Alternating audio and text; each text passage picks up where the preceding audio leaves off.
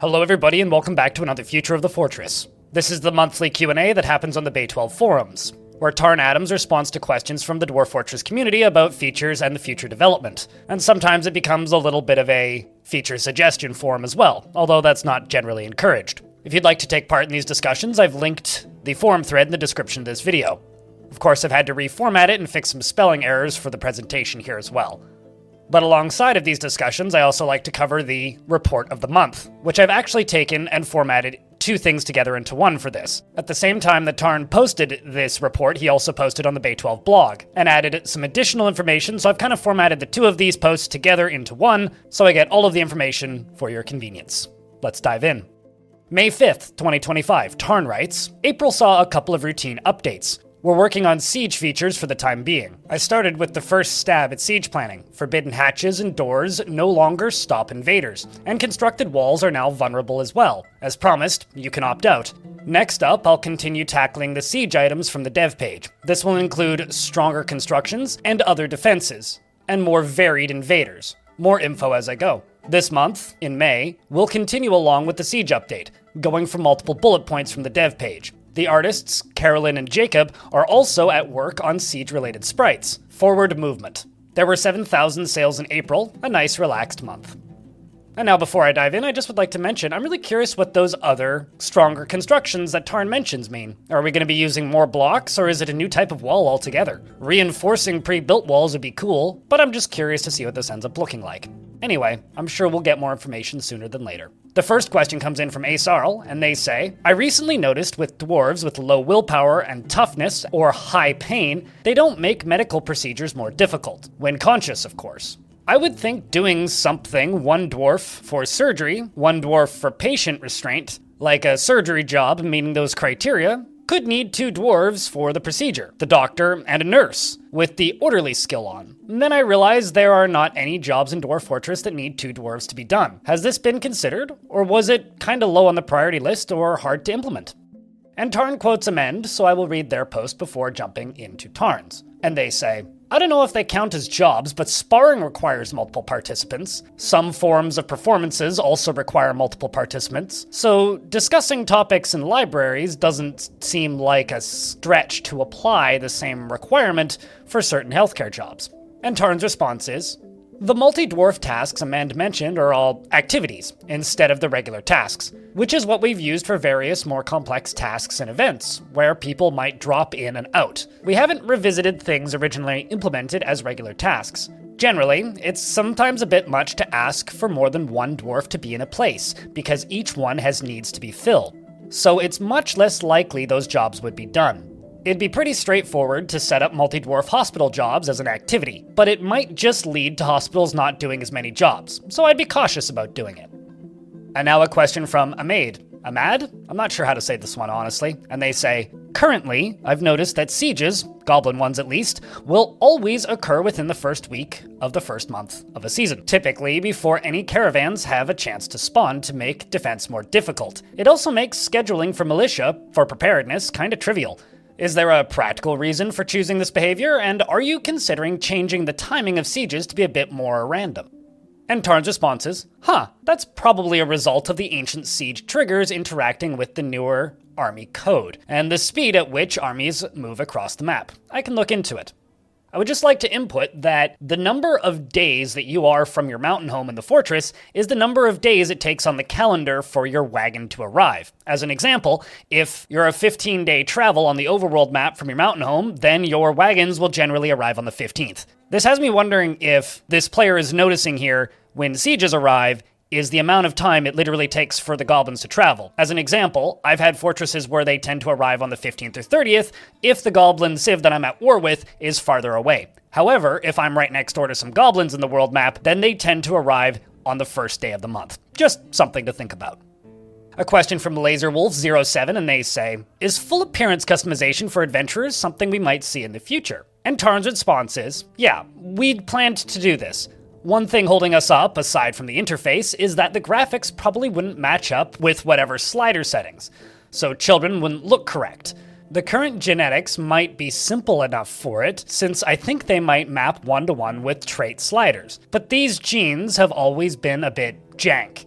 I think colors are dominant based on the alphabet and raw order, and I'd want it to last through an update there. But I'm not really sure what kind of update I want to do, if traits ever depend on each other, etc. It feels pretty complicated to reverse engineer appearance sliders to the correct genome. But maybe it's not impossible as long as there aren't too many constraints. Anyway, that's something that's always made me hesitant to give it a go.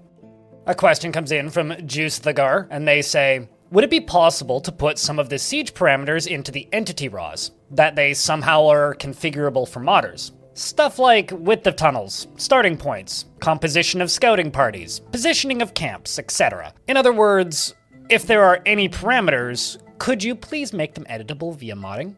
And Tarn's response is, yeah, I'll see what ends up changing and keep that in mind. Ambusher and Sieger are pretty broad, especially since neither of them even applies to goblin behavior. A question comes in from a Spatula66, and they say, so, a while ago, you said the reason Fort Mode migrants are restricted to only the main species of your civ is because making clothing sized for other races is inconvenient. When do you think this might be resolved? In the meantime, what do you think about adding an experimental setting, disabled by default, to allow migrants of other species for players who don't care about the extra work required to properly size clothing? Accurate migrant species and demographics is probably one of the top things I would like to see added to the game, and I'm sure there are others who think the same. And Tarn's response is, yeah, I think that's a fine suggestion. It's probably still too inconvenient, but it's more ready than it was before. Really, clothing just for dwarves is already too annoying, and a revisit there would probably solve the matter more or less, if there are some automatic settings that respect sizes on top of it. And a question from Eric Blank, and they say, was there a reason you decided to disable underground invasions entirely instead of just setting them to disabled by default in the difficulty settings, and letting players enable them if they wanted? And Tarn's response is, my understanding was that the sheer numbers always ruin the game over time, and that they need to be fixed, but yeah, it's probably never a good idea to just remove something. A question comes in from Brewer Bob, and they say, I recently noticed that deities don't have personalities. Is there a reason why deities don't have personality traits and values? Is this likely to change with the myth and magic stuff? And if so, will their personalities affect how they interact with the world or the beliefs or values of their worshippers and religions? And Tarn's response is, yeah, deities don't have most things, as I recall, since it hasn't come up as we go. It seems likely that we'll add personalities to them, since we'll need more information to make their stories, like myths, look consistent. They are historical figures, so information space is available, just unused and unset. And a question comes in from DPH Kraken, and they say, will we see any changes to training to make raising a dwarf from peasant to legendary a more involved process? Through this release cycle, building training facilities, better gains from active combat, balancing stress and discipline so that they can stay focused both in the barracks and when holding formation all sound logical.